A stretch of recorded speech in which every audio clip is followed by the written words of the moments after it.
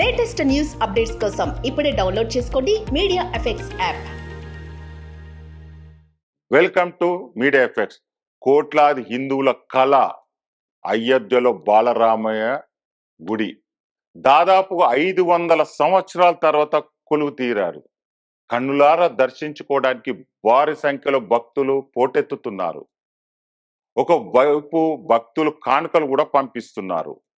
ఇదిలా ఉంటే ఈ అయోధ్యకు ఎప్పుడైనా ఉగ్రవాద ముప్పు ఉందనే ఉద్దేశంతోనే చాలా పటిష్టమైన భద్రత ఉంటది అక్కడ. కనీసము ఎలాంటి పర్మిషన్ లేకుండా చీమ కూడా లోపలికి వెళ్ళలేదు.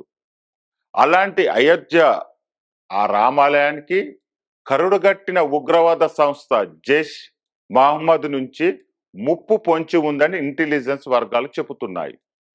ఇంకా పటిష్టమైన భద్రతను పెంచారు. అయోధ్య రామయ్య సరౌండింగ్ లో కొన్ని కిలోమీటర్ల వరకు వీధి వీధికి మెయిన్ స్ట్రీట్లలో సీసీ కెమెరాలను అమర్చారు. కొన్ని ఏరియాలను డివైడ్ చేసి ఒక్కొక్క ఏరియాకు భద్రతా దళాలను పెట్టారు. అణువణువున గాలిస్తున్నారు. ముఖ్యంగా అక్కడ అయోధ్యలోని మహర్షి వాల్మీకి విమానాశ్రయంలో కూడా భద్రతా ఏర్పాట్లు పరిశీలించారు. ఈ ఉగ్రవాదుల నుంచి ఎప్పటికైనా ముప్పు ఉంటుందని ఒకే ఒక రీజను.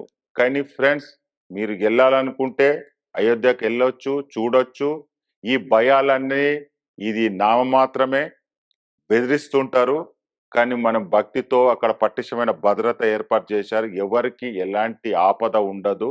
ఎందుకంటే ఇది మనం ఉన్నది మన ఇండియాలో, మన హిందూ దేశంలో.